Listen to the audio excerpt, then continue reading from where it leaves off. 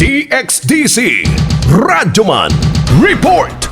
Gidayo pa sa pipila ka mga indibidwal, ilabi na sa usa ka Susan Aguilar, 59 anyos nga taga Buhangin, ang Davao City Overland Transport Terminal kondikot, aron nga makabenipisyo sa regalong hatud sa RMN Foundation kagahapong adlawa, September 27, 2023. Sa pakighinabi sa DXDC RMN Davao kang Aguilar, gibutyag niya nga human madunggan ang programang Corrina Canoy Feeding Program sa radyo, naawhag siya nga mutambong aron nga mapamasahe ang iyang sakit sa likod ug ulo.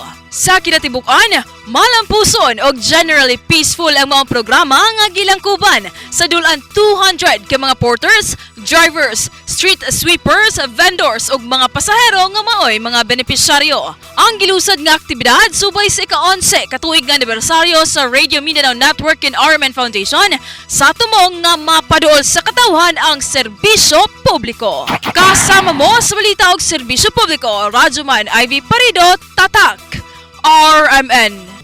RMN News, Diretso Balitang Metro Davao.